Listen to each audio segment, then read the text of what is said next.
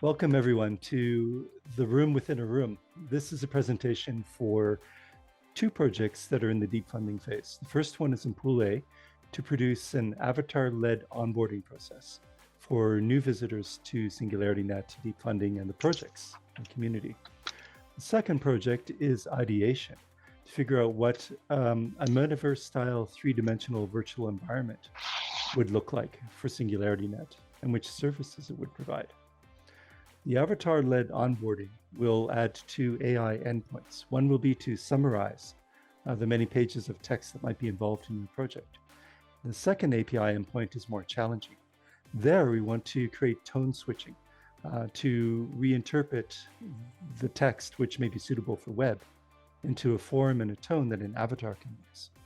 So the avatar could have a sporty attitude or an outdoorsman attitude or an outdoors person attitude.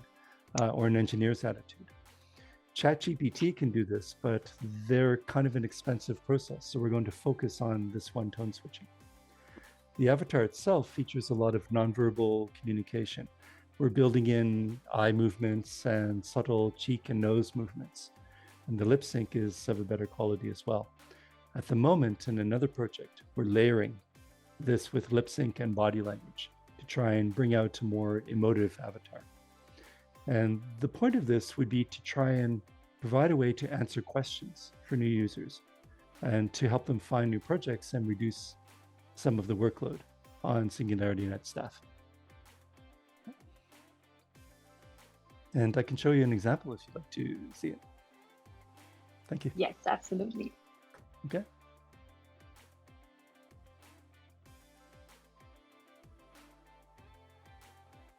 Can you hear that? Okay. For me, sound's not going through. Okay, what I'll do is try sharing screen with audio. This is happening through OBS, and it's still a bit of a new experiment for me. Let's try that. Share sound. And here we go. Chapter 1. How to install C-Wallet and receive Ajax tokens. Hello, thank you for visiting your cryptocurrency guide. Crypto wallets can be confusing. Let's get started. First, a digital wallet is needed to send and receive cryptocurrency funds. MetaMask, which is a web browser extension, is one option. For Cardano and Ajax, let's use C-Wallet.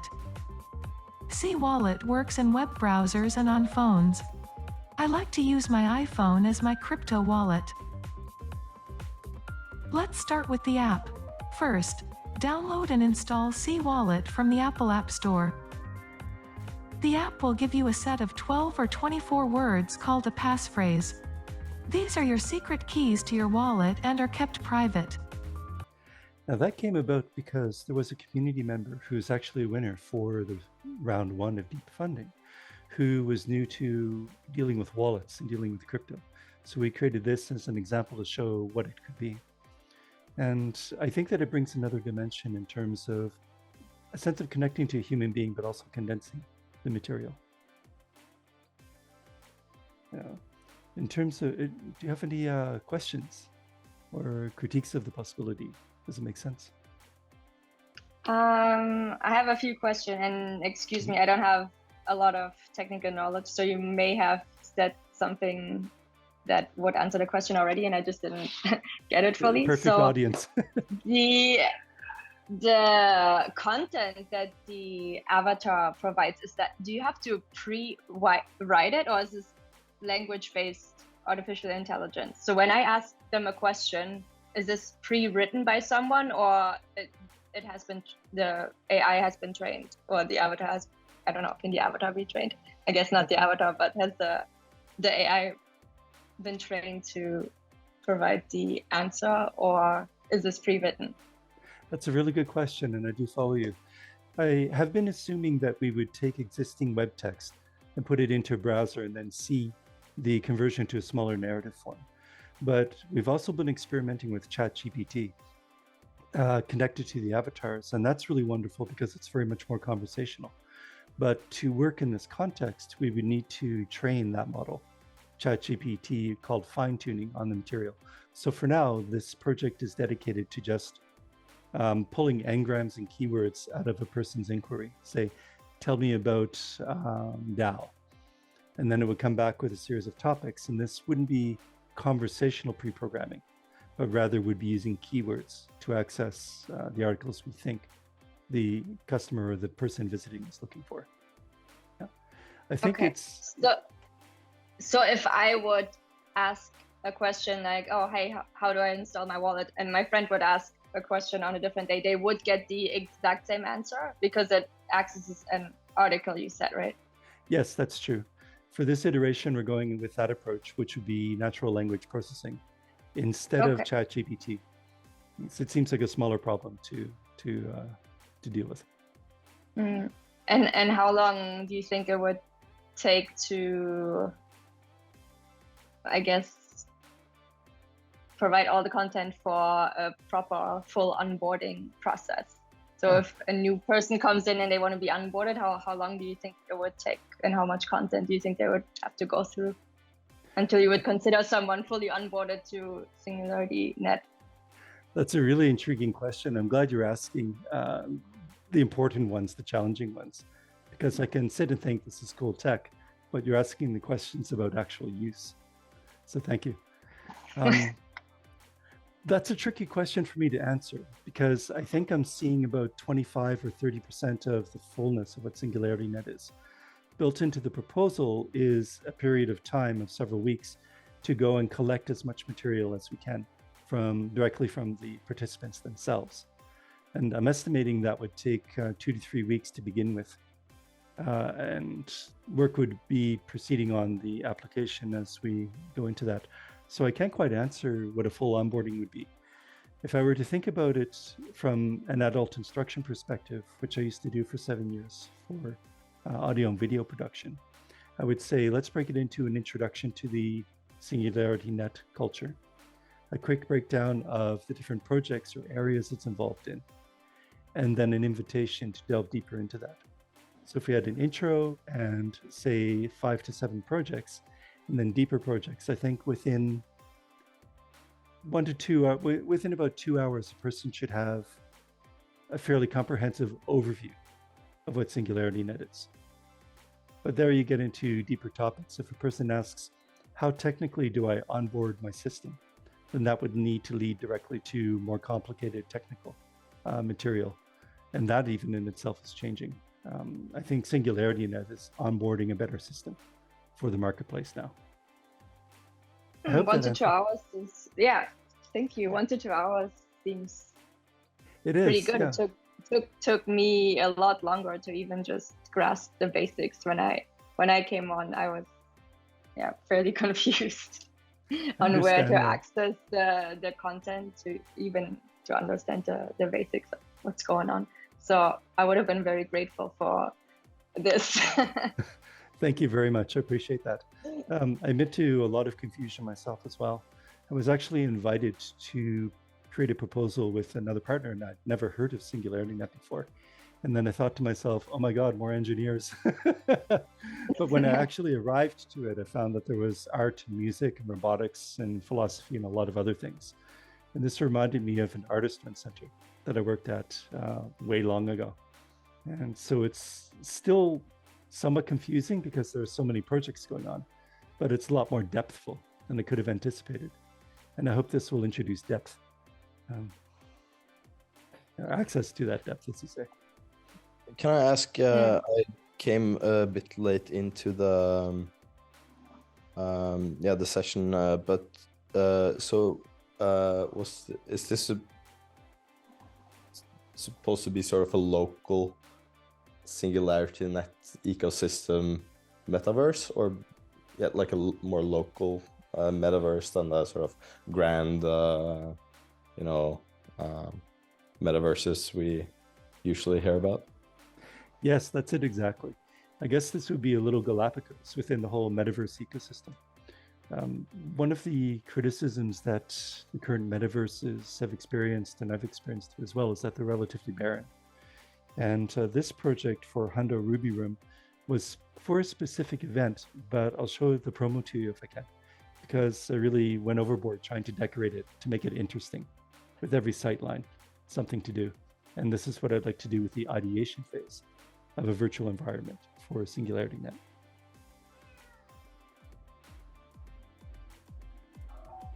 So this is connected to Ready Player Me.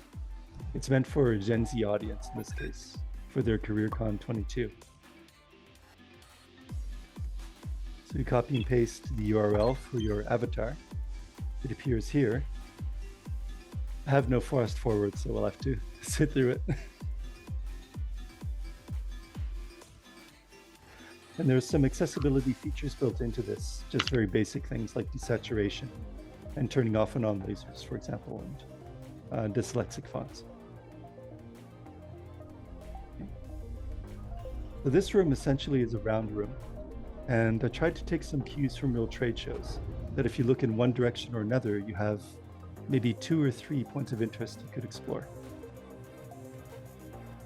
Start doing away with this idea of a barren metaverse style.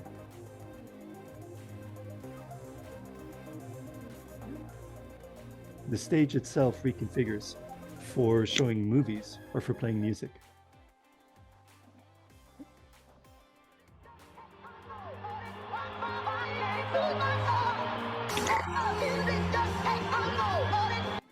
So for the actual SingularityNET environment, let's see if I find the right one here. There we go. We'll start with a traditional architectural style. We'll do sketches and solicit from the community some ideas.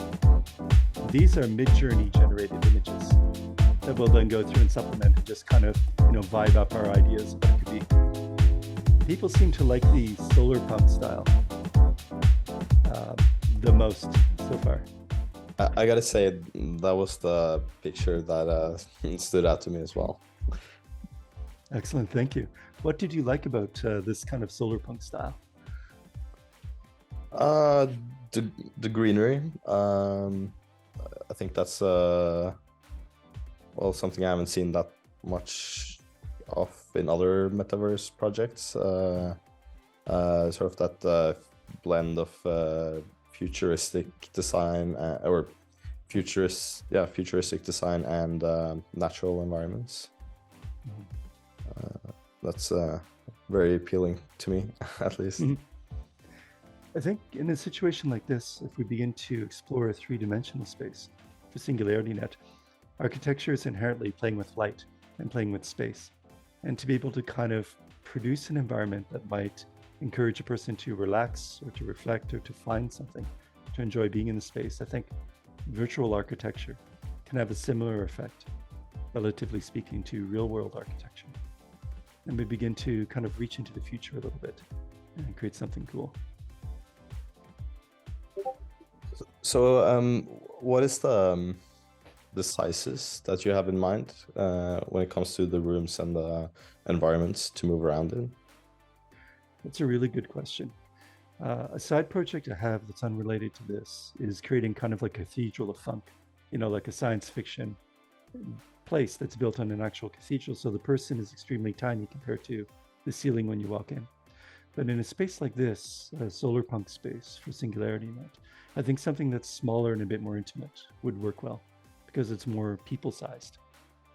Large enough walls and curved walls so you can let in light, for example. And of course, side rooms for meeting people and watching videos of the project, but not intimidating. Something that's comfortable to sit in. So more like a large greenhouse or mid-sized theater, I think would be best. What do you think? Well, I mean, at this point, the community is, I would say, small to mid-size, but it would be good to have room for growth. Yeah. So I guess what we should do then is ensure that there's enough virtual land outside of the space to do some expansions when we need it.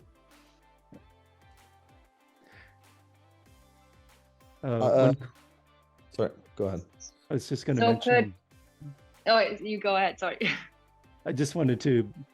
I'm excited about the Cathedral of Funk project, which is unrelated because instead of discs to walk into to move into other rooms, we're looking at orbs like snow globes. So I don't know if we'd need similar portals in this kind of space, but working out the architecture and the layout of the SingularityNET room, I think, would be easily half the fun.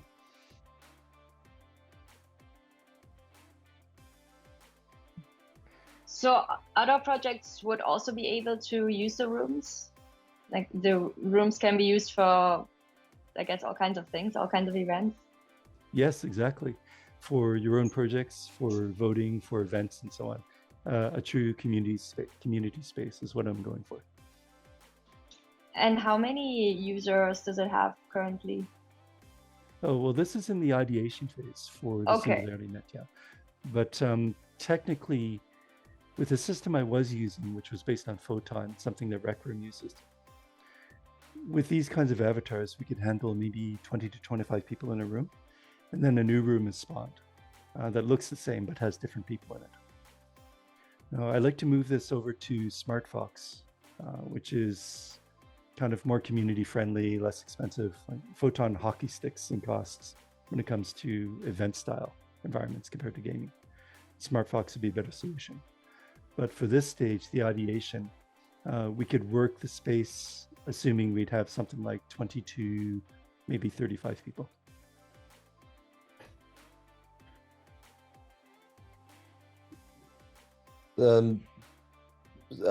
Maybe I'm I like the question already.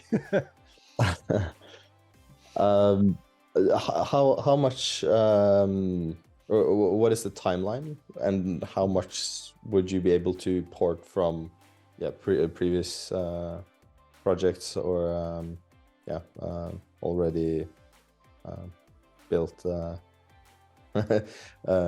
code or infrastructure? Oh, that's a great question. When the pandemic landed, I was in Prague at the time, and I decided I wanted to stop coding and move back into visual things.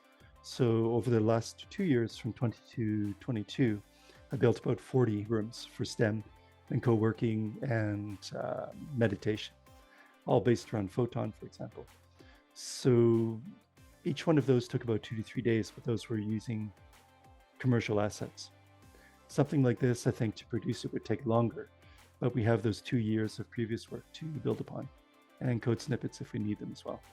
By this time, I have a pipeline and a theme for creating virtual rooms, easily to the MVP stage. How long do you imagine that would take to get to the MVP stage?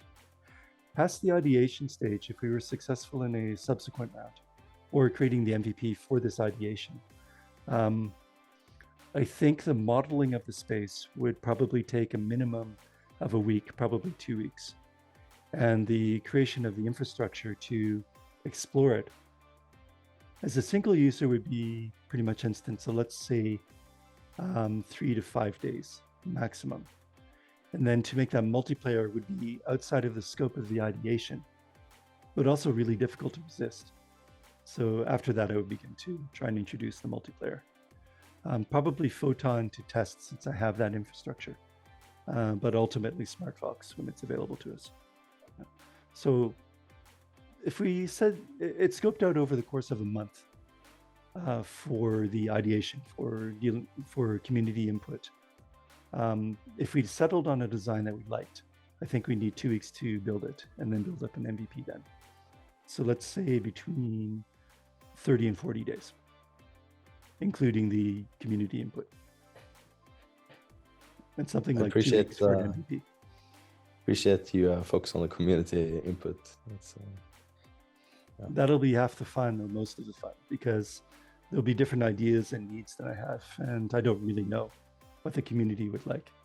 And coming where I do from Nova Scotia, so when the snow flies, everyone's out helping with snow shovels and the rest. And the community run center I worked with, I kind of missed that, and I'm trying to submerge more into that with SingularityNET. So this will be an easy process to instigate that conversation. You're currently in Canada? You said that's where you're from? I am. I'm currently in Vancouver. I miss nice. living in Prague, but I'm here right now. Okay. So how much would it cost to create one virtual room? From the perspective of the ideation, or from the perspective of a visitor who wants to create a room? Yeah, a visitor. To be honest, I hadn't thought about cost. The circumstance I'd want to aim for would be to have budget to cover the APIs or the multiplayer aspect of it, the server costs, but to make that free for the user. Now, in the ideation phase for the virtual hall, we haven't gotten to that question yet of what kind of endpoints would be required. Maybe something like make my space. Would there be a cost involved? I would like to have a period of time of 6 months to a year, if possible, in a round 2 to cover those costs so people can use it for free. I thought of something now, and I'm not from a tech background myself either. But are you familiar with NewNet? I've heard of NewNet. I'm a little bit vague on exactly what they do. Could you describe it to me, or would you? Well, that's a litmus test right there.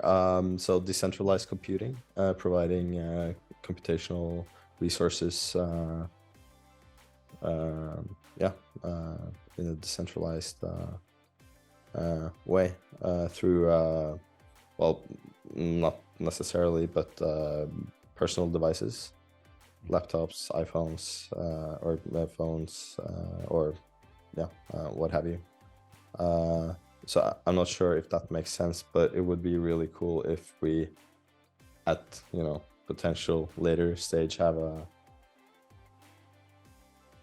these rooms run on NewNet's services, if that's possible, if I understand it correctly.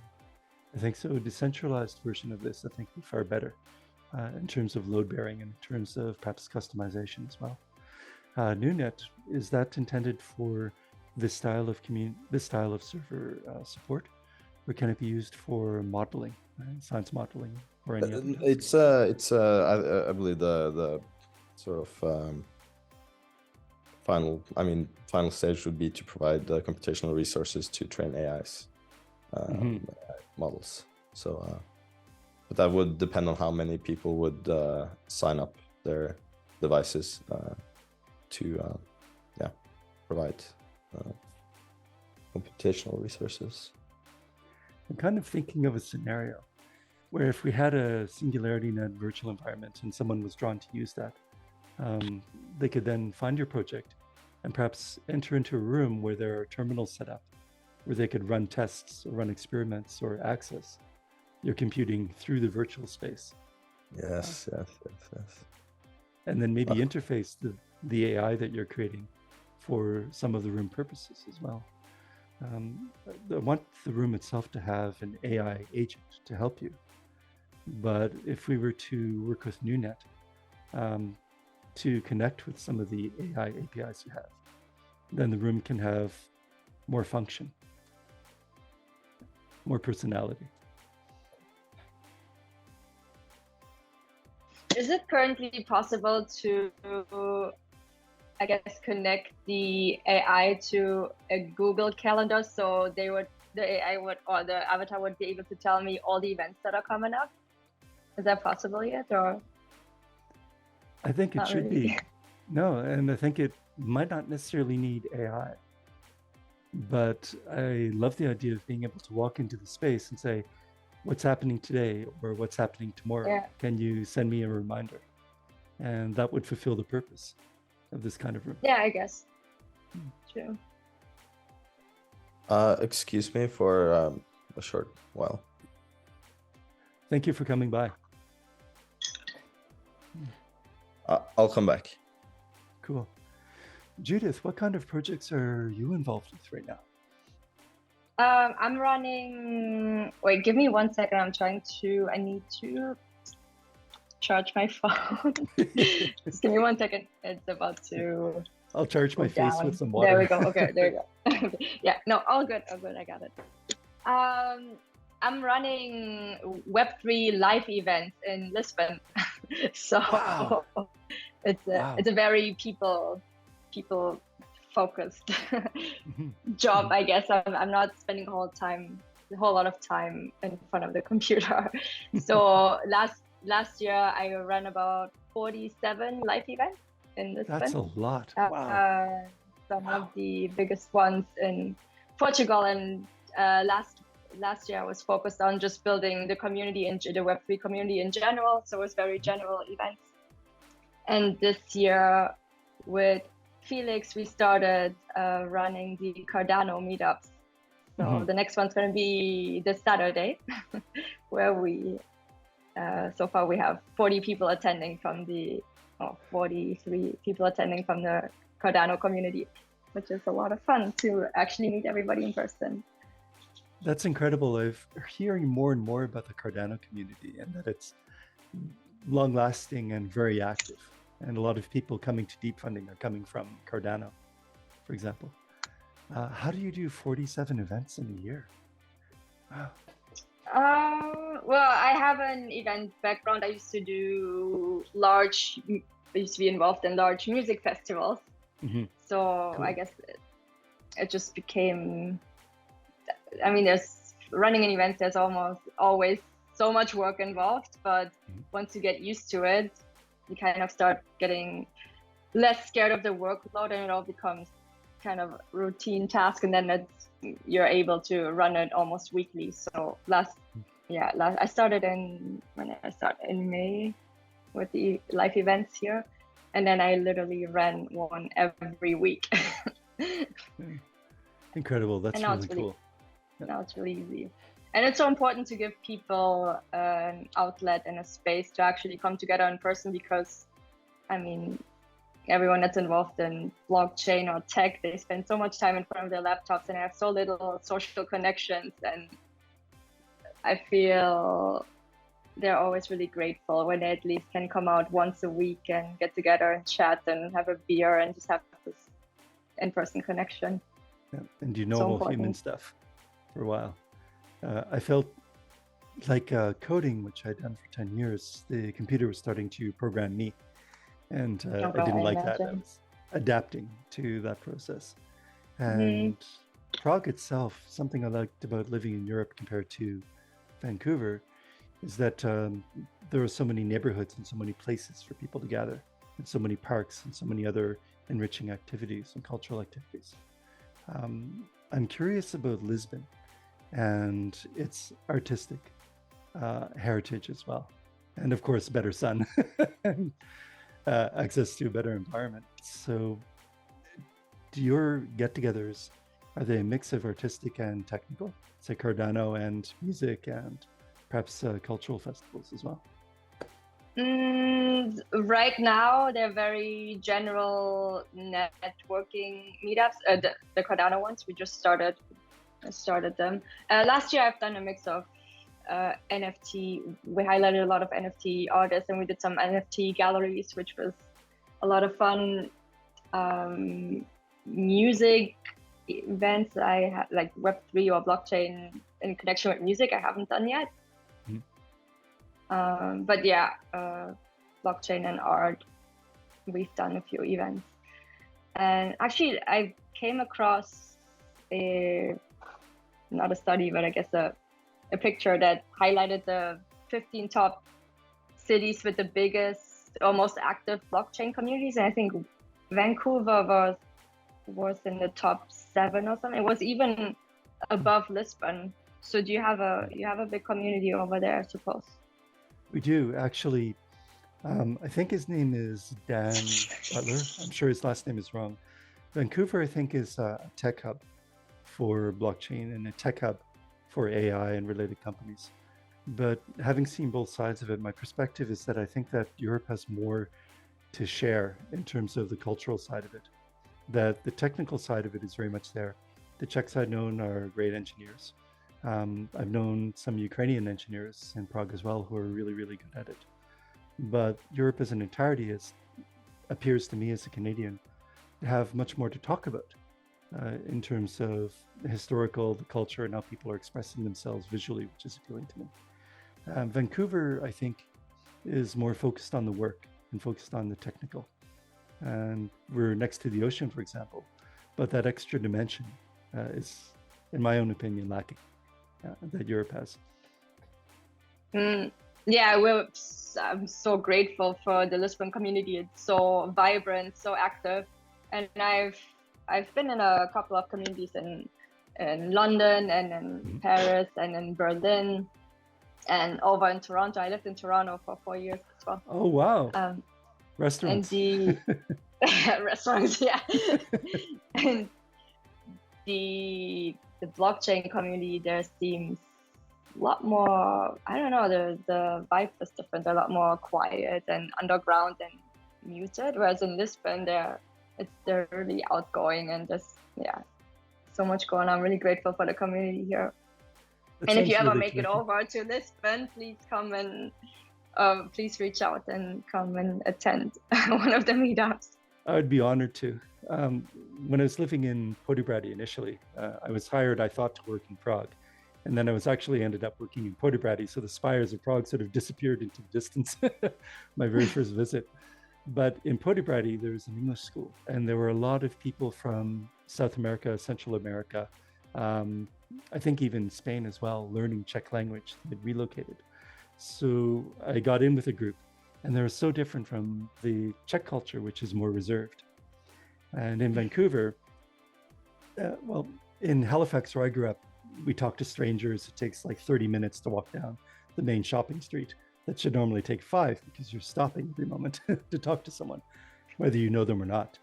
I found in Vancouver, I have not so much experience with Toronto, but in Vancouver, people are more reserved and maybe a little scared to talk to strangers as well. So I do look forward to Lisbon and chatting it up with people that just love to be there and love to talk. Thank you for your invitation. Oh, and actually I was born in New Brunswick, which has a strong Acadian French community. And one of my favorite moments in Moncton was with 2 Acadian women, and one of them had a great sense of humor. She would say, "I don't know what happens. Sometimes I wake up in the morning and have a grub inside of me," describing a bad mood, and it's just perfect. Oh my God! Have you had a tough winter in Vancouver? I know Vancouver winters are a lot milder than Toronto winters, but we did, yes. What is it like now? Are you still? Are you heading towards spring, or is it still pretty brutal temperatures? Today we're heading towards spring. It's sunny out. It's warm. Normally, if you look at a NASA photograph of Canada in the winter, everything will be white from north to south and east to west. And then there's this little green patch, this oasis of green that is Vancouver. It's a temperate rainforest. But this year, I think we've had about 2 feet of snow and absolute chaos, and it was wonderful. Would you be able to share the link to the virtual rooms, or could you share it in the live chat? Is this ready to be? It's ready to be accessed by? Because you said it's still in the ideation phase and not. I mean, you said you ran the events already or test events, but is it actually ready for new users to test out already or to visit? I have 2 projects. My personal projects are the Ruby Room projects behind me, and those are real. Those are live. But the ideation phase for the SingularityNET space is just an idea. It would be an idea phase. And I can send you the links for that. And then you talked about, you said you have a meditation room or something? Yeah, actually. That's so interesting. How does that work? Strangely enough, it seems to work really well. One of the environments was a forest environment, or you go to different regions of the forest and you'd hear water waves or tinkling bells. So we had an experiment where a person provided a guided meditation using that environment. And it was surprisingly effective, even to just a video of it. So those are mostly on my homepage. It's so interesting because for meditation, I mean, usually you're being told disconnect from a screen, right? And disconnect from all kind of technology. So it's so Exactly. interesting Yeah. to see this being paired. Do you know And what I I would discovered? actually, I'm sorry. no, I would love to try it out. My friend who's in Quebec City, she's Acadian as well, and she built a life there. She has a group of friends ranging from her age to teenagers to old ladies with white hair who gather for meditation. And they use Zoom, but they found it a bit bothersome because they didn't want to be on camera or they'd aim it towards the ceiling. They just needed the voice side of it and to connect with each other. So they felt that an environment like this could be shaped to give them the cues, give them a bit of privacy so they can, meditate or do yoga without feeling like they're on TV, and just hear the audio that way. So I think the proposals have come up. Here we go. And I found that meditation room very, very fascinating as well. It's really cool. So, Eric, what's your experience been for meditation rooms? Was it in VR or on a laptop?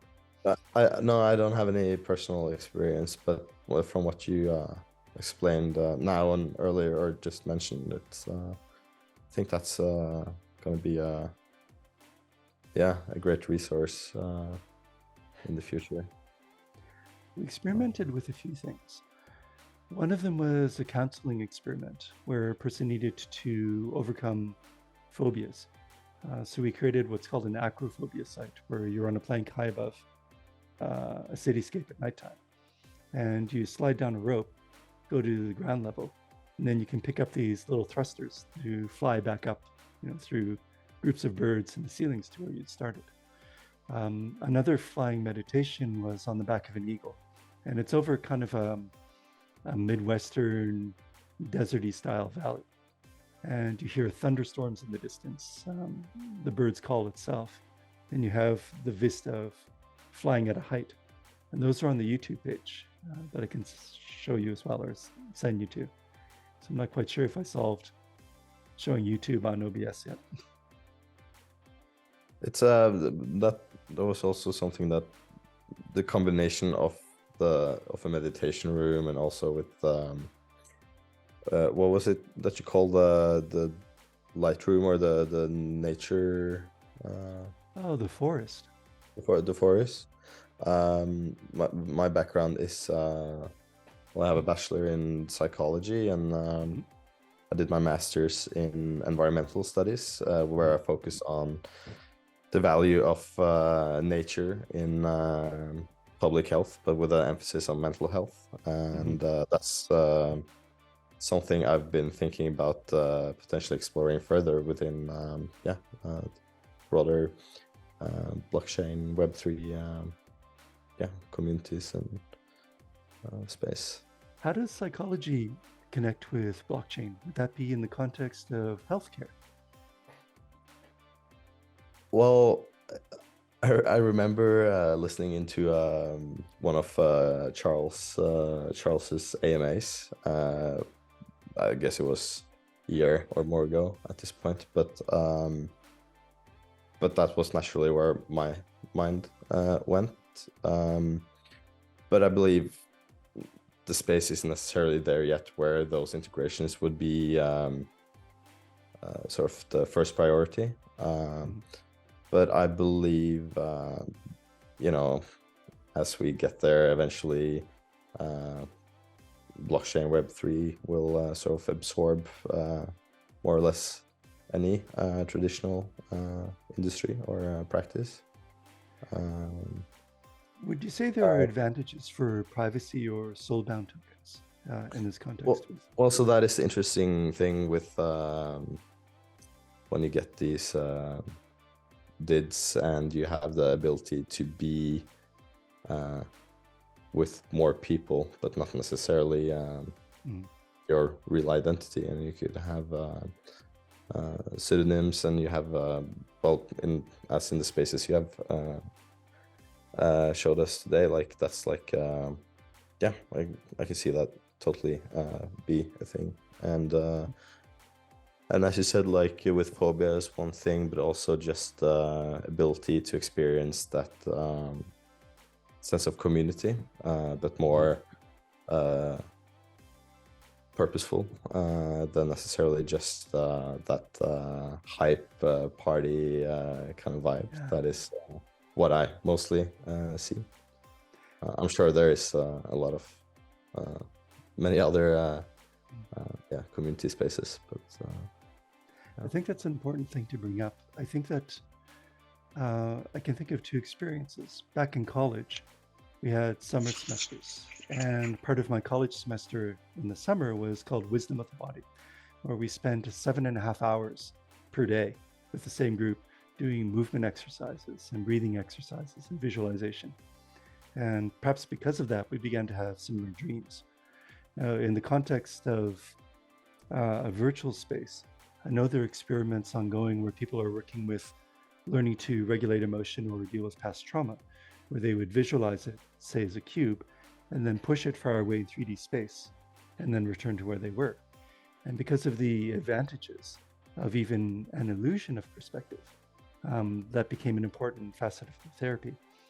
And I've also talked to a few people who are interested in the application of psychedelics in therapy in combination with VR as well, to deal with other types of trauma issues. And I have to say, there's kind of a wide range of personalities involved in that sort of approach as well. So the other advantage that was discussed with counselors is the self-guided practice at home that one can do with VR in that sense. So this ideation phase, SingularityNET itself, could possibly have a meditation room or a vibe room or a room set aside to paint with light and provide sound installations. In this Hundo X Ruby room, in the background, there's a chill zone where you can go into these really gorgeous egg-shaped chairs. And instead of listening to the techno music or whatever's going on in the movie, that's replaced by nature sounds or drum and bass, just to provide a bit of relief, because we all have different profiles when it comes to environmental sensitivity. And besides that, it's round, it's shiny, it's egg-shaped, and it's velvet on the inside. So there's kind of like a cool fashion thing going on too. You feel cool while chilling out. So Kenneth, do you have a mental health background? Because you said you're doing stuff with visualization and meditation, and you mentioned trauma and phobia. So I assume, are you NLP certified or? No, not at all. Mental health coach or? No, my background is just in art college, but I am on the autistic spectrum.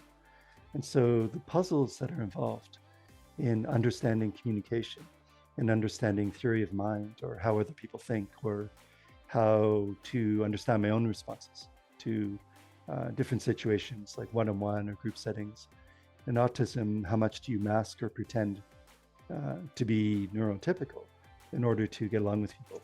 Or how much do you drop that for a greater sense of mental health and emotional health? And all of this is relative to environment.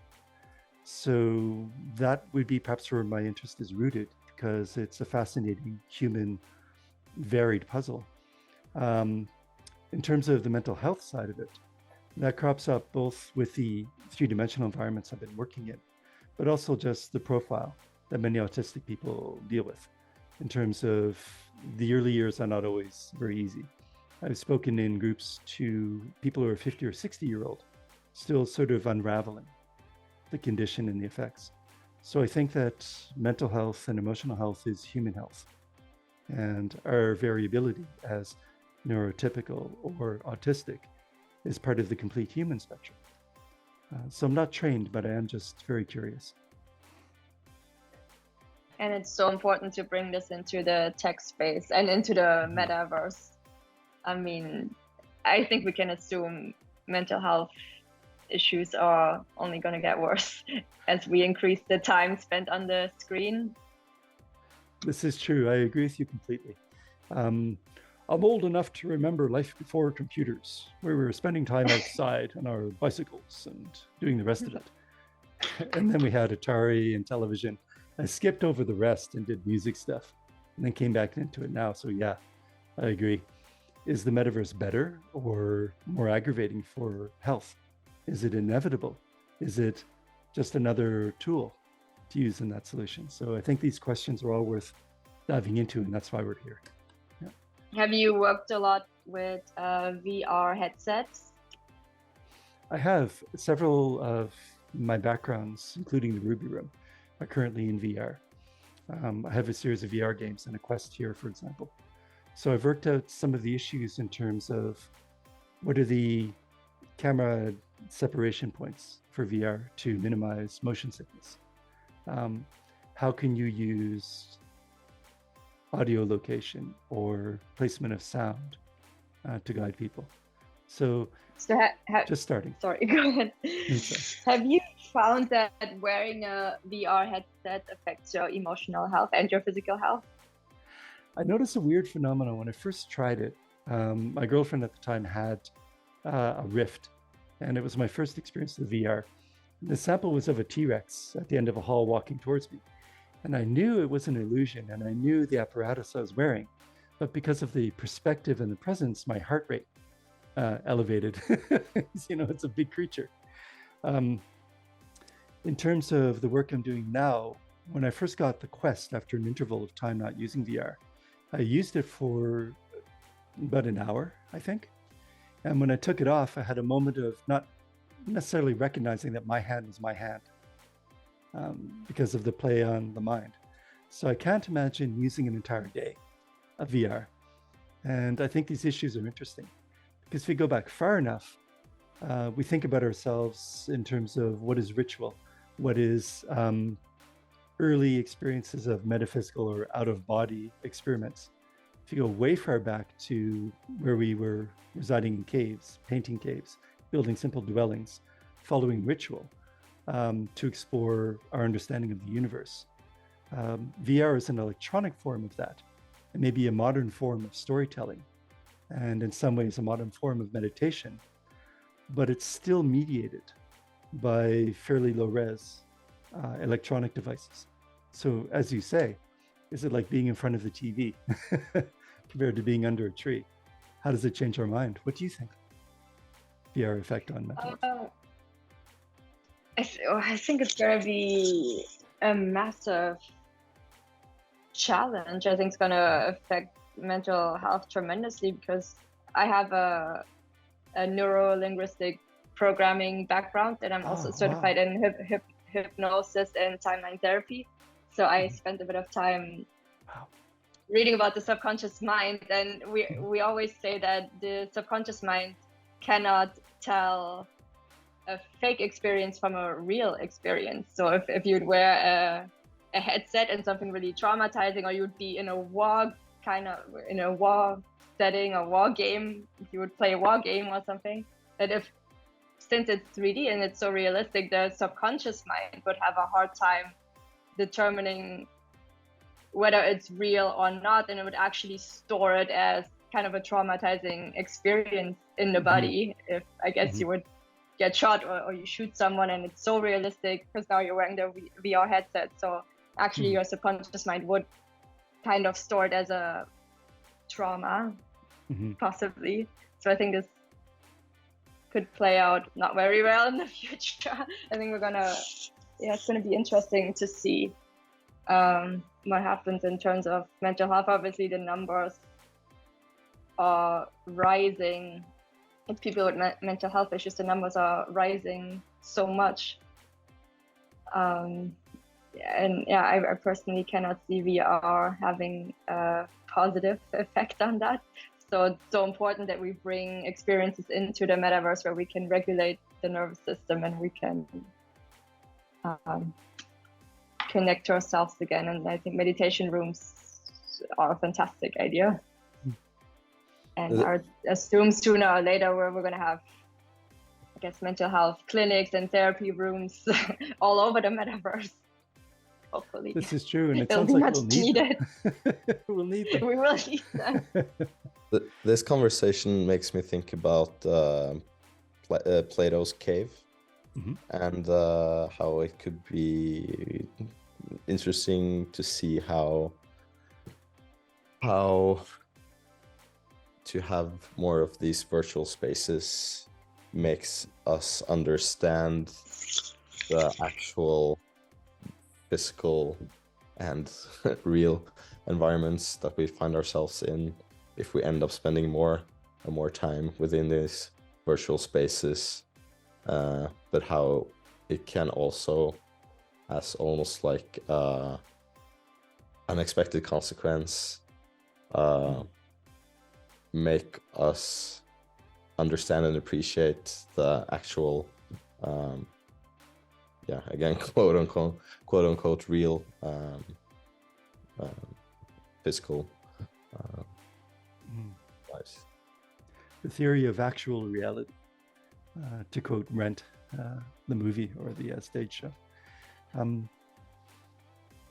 I'd very much like to hear almost an example of that. There's a sense of submerging in putting on a VR, and a sense of surfacing again that I've experienced taking it off, where, especially if it's daytime, there's a moment of freshness in terms of what I see. And your backgrounds are so much more rooted in how the mind works. I'm curious what your perspective is on that process. No, I think, well, you mentioned it earlier as well, but with a lot of the research coming out from psychedelic therapy as well, like I think it could have certain similar effects. It's, of course, when you talk about psychedelics and psychedelic therapy, you have the neurological, but also the psychological, and I don't see why a meditation room, VR glasses would have why that wouldn't necessarily have the same effects as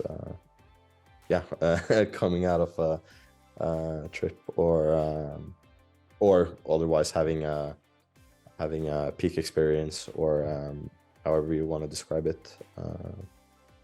So I think there's a enormous potential in what you're doing here. Thank you. I could make that a little bit more relative, if you want. On one hand, I'm inclined to think it is so immersive if you have those classes, so that must do a lot. On the other hand, I'm probably the oldest one here. People said that when books were invented and young people were reading books, oh, you're reading books all day, it's bad for your eyes, and why aren't you in the real world?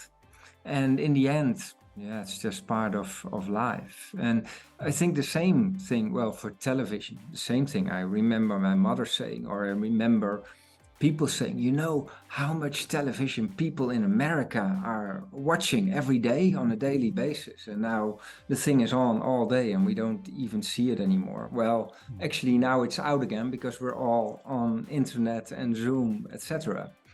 And then they said it about games. What will it do to people if young people are in games and then shoot everybody and are in cars and driving over people? How distorted will those minds be after that? Well, I don't know. Maybe through all these experiences, we have changed every time a little bit. It's possible. I don't know. On the other hand, I think maybe humans will always be humans. I also think when I read a book that is really compelling, then I'm involved in it just as much as I could be involved, I think, in any metaverse. So I'm not sure. I don't do a lot of gaming. I don't do a lot of metaverse. But we borrowed. A friend of mine gave me an Oculus Rift to borrow for a while. He had one. And the first day, everyone in the family was fighting. No, I want it.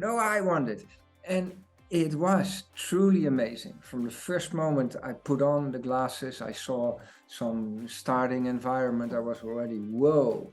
And then I went on this, there was this movie that you could climb the Mount Everest or something, and you couldn't interact, but you could look around, and I'm not scared of heights naturally, but at that moment, looking down, and so, on the one hand, it was spectacular, and it was tremendously immersive.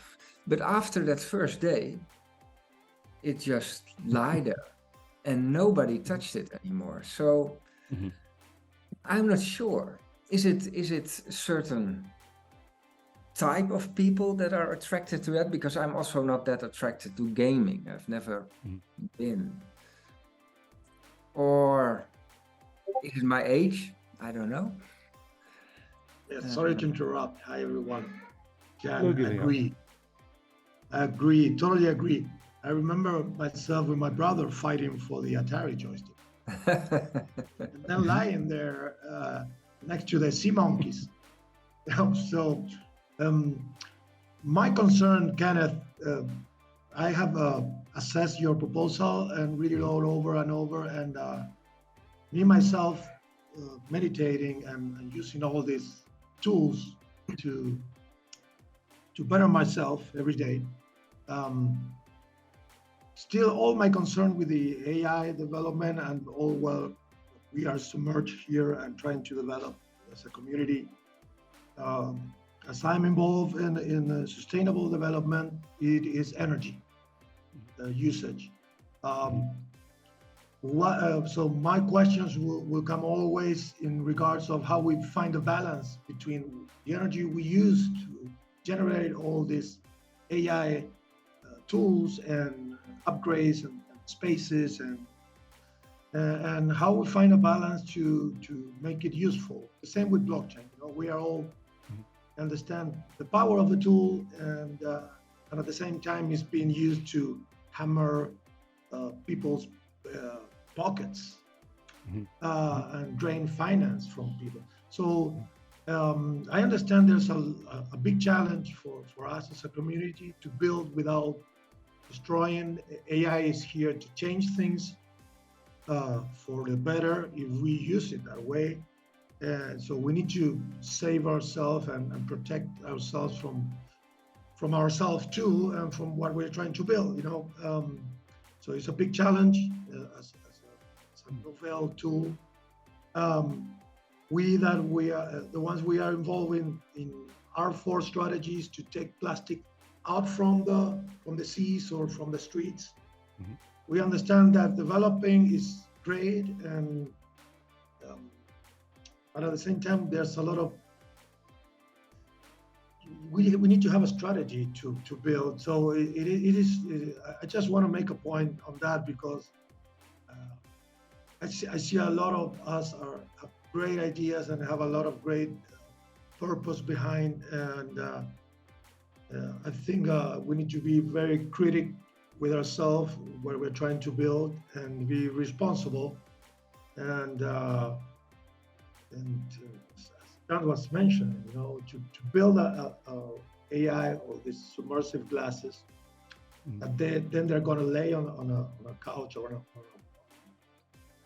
on a box, and then become part of something that we need to regenerate, and for that we need a lot of minerals, and so there's a lot of things we need to be very responsible on what we're trying to build. I'm just saying this. I'm not on trying to put down your project. It's an amazing project, and I think. But thank you. I think this is an open conversation in regards of the rooms. It's not very technical at the point that I got in here, and nothing. Just to mention, I have a lot of plastic here laying around, and so probably there's a lot to improve in all our projects. Just that, something that came up in my mind. Sorry to interrupt. No, I'm very, very glad you did. Closer to the year 2006, I worked closely with the Geological Survey of Canada, Pacific Division. And at that time, they were involved with working out what a somewhat technologically assisted town council would be like, or more like an informal group meeting. On one side, there were people who wanted to let the island reclaim some areas that were previously developed. There was some disagreement on whether there were vacation homes there at one time or not. And the other side were people that wanted to develop Bowen Island in a traditional real estate sense, but were prevented from doing so. Now, many years later, they're all kind of old and gray, and they got together and spoke about it in very neutral terms. And my project was to create a portal where they could examine the past, present, and future of the island. And when you talk about energy consumption and mineral development or retrieving the ore from the earth, definitely very polluting industries. And my own particular perspective on that as a science fan and science fiction nerd is that I think as a planetary civilization, we have a bottleneck in terms of energy creation and retaining that energy. We're not harvesting it from space. We don't have batteries that are sufficient to hold these charges at city level scales over a long period of time. There's a wealth of all of the minerals we could possibly need, even in the inner solar system towards Mars and beyond. The Kuiper Belt we're just getting used to, but anything we need in terms of resources is there. We're not quite there yet in being able to obtain it. We're just at the very beginning of a possible renaissance of space travel, so we're quite far away from that. I believe all of the concerns you described are vital concerns for habitat health, for city health, for human health, biosphere health, and mental health and emotional health. So we might have the great fortune or misfortune to be at that point in history where we need to cross over and improve our energy creation and resource generation, possibly outside of the immediate biosphere. But then what do we become as stewards of the earth? Can the metaverse or SingularityNET provide us a means to examine these possibilities or to model them, discuss them, see them as virtual environments first? Because if you can see something, it's easier to conceptualize and discuss perhaps. So we may prove to have a vital part of the solution here, trying to understand how to build beneficial AI, how to retain our humanity while doing so, while immersed in this or outside of it. And to Jan's point, with video games, there was also D&D that was considered, Dungeons and Dragons, considered a great threat, to the healthy, peaceful existence of teenagers everywhere for a time being. And I was part of that crew, meeting with my friends, every Friday. Yeah, so I was in deep. But I totally agree. That's a great point of view there. I agree with you. So that's what I was mentioning. There's a lot of potential on the tool. The great thing about the COVID, we homeworking and we stop polluting in our transit while we move ourselves. No sense. There's a lot of things of grace and the balance of yin and yang is there. And possibly all of these tools will come out without plastic and vision and will become space like it's amazing. And see, there's something to share with a lot of people that are in development. I don't know if you guys have read lately Bradbury's books, and if you haven't, please do, or have it on your bookshelf, because it's something that it comes every day. Not only on silver rockets that we are seeing today, from the SpaceX team, they are silver team rockets, but also from these goggles becoming a space in a room. We probably don't need the plastic with holograms, and so we're heading there definitely. And I agree. The new renaissance, that's a great way to put it. Thank you for sharing that. It's definitely there. Thank you for starting the conversation. I know some of my friends who are involved with the fashion side of things see the whole sort of avatar presence as a means or an antidote to fast fashion, to reduce the waste that's created, because the clothes are made, and if they're not sold right away, they go to another part of the earth and they're sold there or put into the trash reservoir. But with the virtual realm, you can explore all of that and not have to worry about fast fashion, but still express yourself. And I wonder if there's greater adoption to being a digital native, avatar native, within younger sets of our community. And what was really exciting was seeing how high fashion and experimental fashion were leading the way and providing a lot of color to the internet early on. In terms of pollution and COVID, I remember reading or seeing that the canals of Venice cleared up. Where I was living in Prague at the time, it was in the blue collar area called Žižkov, and lots of cars. That cleared up immensely, which is great for respiration. So all of that is true, but how quickly will we forget? And perhaps virtuality or storytelling or narrative is a way to remind oneself or remember that we had that period of calm and quiet and clearness, lack of pollution. That's where I think your project or similar can really make people, especially those living in cities, which is the majority of the global population at this point, but you spend your time in a beautiful virtual environment with trees and endless green fields. Then you log off, go outside, and then it's nothing but smog and skyscrapers and noise. Would probably noise. Probably, if not instantaneously, over time, shift preferences for more nature. Layer 1, Matrix. We have all those examples. I wonder, 20 years from now, if metaverse is completely integrated like internet is now, maybe it's already in 3 years, but let's say 20 years.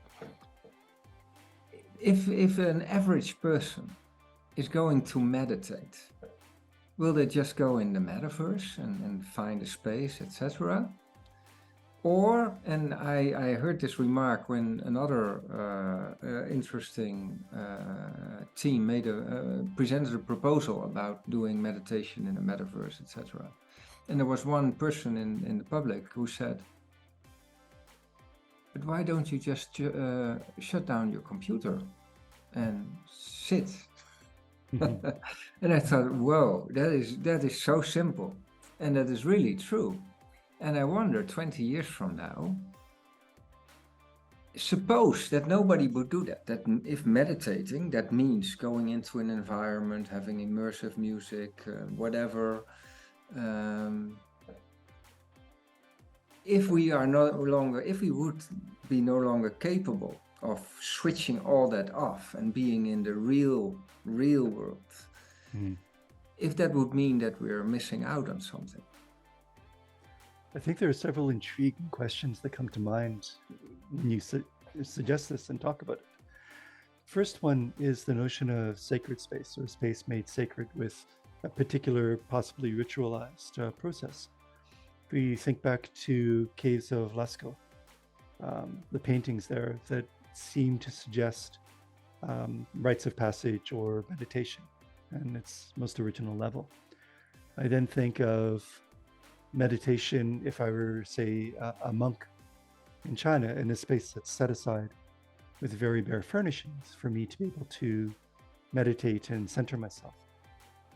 We talk about forest bathing or go for a walk in the forest, which is sort of the urban style of it. And then we have something like the metaverse, with these goggles to provide a space for repeated use in meditation. Is it fulfilling the same need with a different shape? And what is the difference of influence that a VR electronic mediated goggle set would give us compared to, say, even being in a cave and meditating by firelight? One is commercial. Here again, mixed feelings, because also in myself, because on the one hand, I'm thinking if you really meditate and you go inside, and it doesn't matter if you're in the caves of Lascaux or on a rooftop. I think these Japanese Zen masters actually have sayings like that. Oh, I was in this great place and it meant nothing to me, because it's not important. On the other hand, I myself do something which is called GAE, Group Awareness Sessions. I learned that in Finder's course.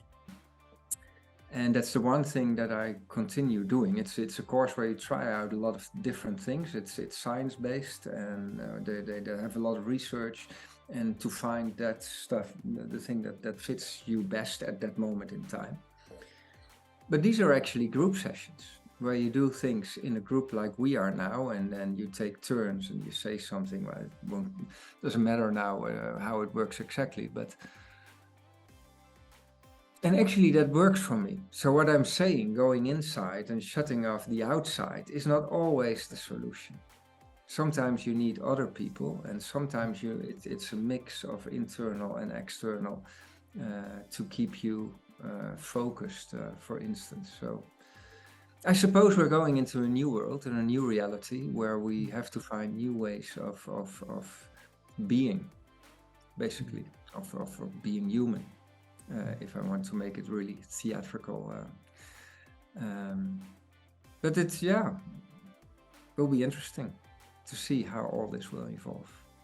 Very much so. And I think about meditation in a challenging environment. If you are in a very, very busy city and on a park bench and you can hear cars, you can hear people, you can smell smog. If one is practiced in meditation, to be able to center and go inside oneself, even in an adverse environment, is perhaps not a sign of ability in meditation in that context. Is it made too easy by VR in that sense? Or to flip on the other side of the equation, if we were to imagine being a city dweller, I've never seen the night sky. And in VR, you can see your city represented as a simulation, but without the light pollution, and discovering, oh my gosh, there is a cosmos above me. How much does that inform or nourish the mystical side of us? I believe, Jan, as you said, I share that sentiment a lot. The why don't you just go out or just sit? But I think, ongoing conversation with myself about all of the people, and especially the young people who might, through social media, and I might be the youngest one here, but still looking at those even younger, Gen Z, and well, it's easy to judge people, hypothetical people, but to provide people with the opportunity in a digital environment that people are used to, but provide other services than those stereotypical social media experiences that are most prevalent today. What do you call it? Like a hijacking. They think they're going into one thing, but then it's not really what they expected. And then just to start the thought process, and to but very, very interesting conversation all in all. Not a conversation I expected tonight, but very interesting indeed. And I suppose at the end of the day, what you can do with the metaverse is explore and experiment in a safe environment, ultimately. Safe, they said that about the internet also 20 years ago. It's the safest thing because you can't punch each other in the face, but look what happened. So the metaverse will maybe worse. But what I'm saying is that people experiment with lots of things. So I had this course, but people experiment with psychedelics, microdosing, whatever. And I suppose experimenting with different virtual environments and see what works for you at a certain stage in your life, because maybe 5 years along the road it may be different, and then it may be different again. I would say it's an enrichment, ultimately.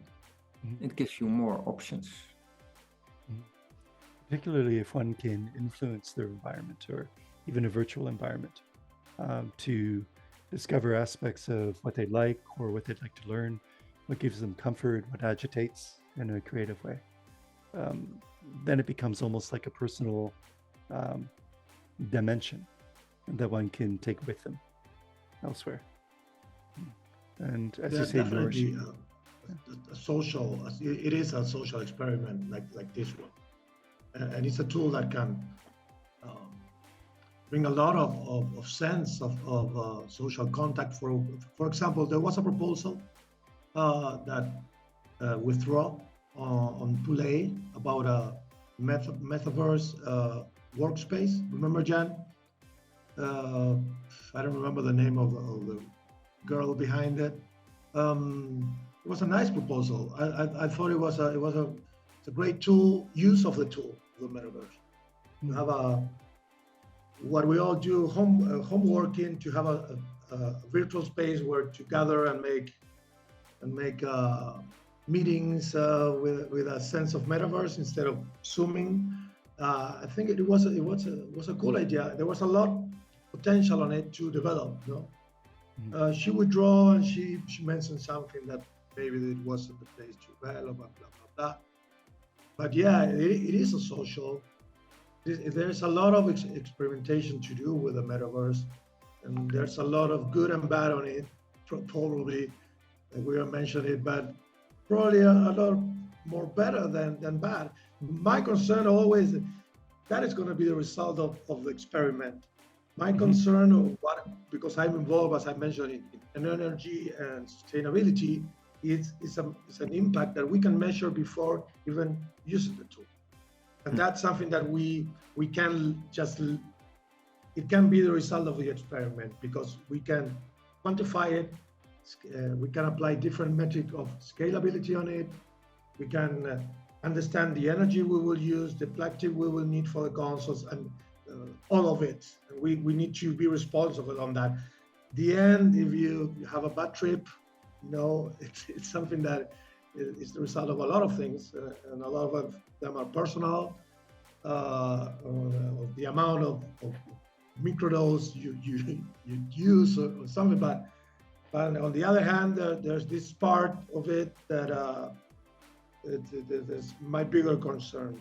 Then it can prove. I have a 19-year-old boy that is studying engineering in Iowa, and he is the result of gaming, and he used all of that just to have fun. Probably he needs more social life, and but still he's a peaceful, very responsible kid that is not driving over people and not killing nobody. So at the end, it's a result more about education and home and contain and all of those things that are more human than nothing. So yeah. Now my point. Sorry to come back to the point, but I see a lot of things being built that they're probably going to end up on the trash. And this one, it's something that we need to be creative on the use because metaverse is here to stay, and that's why I gave a great review on your proposal, Kenneth, because I like it. Thank you very much. It's really a pleasure to hear you talk about these things, and I hope that we have more such conversations in the future. I really mean that because this is getting to the heart of what it is to be a human being in the times that we're living in. Yeah, I agree. I agree with you, and probably we will have we collaborate on the development because we still don't have all the compartments filled. We get the grant or not, we're going to develop. We are going to. We have a purpose behind our project, and we are a Web 2 development that is coming into Web 3, and we're using it towards our objectives. So definitely a lot of this conversation should happen if we want to bring results. So I look forward to it. I look forward to it. My friends, are there any other topics or questions or ideas you want to open up? No, I was just going to say I'm going to hop to another group, but I think things are almost done right now. Maybe there's still somebody in the main room, so I may have a look there. But great conversation. Sorry I missed the first part, but I'm glad to see that it's being recorded. So I will definitely have a look at that. Excellent. Well, thanks for coming by, Jan. And I guess we'll see you on the top side.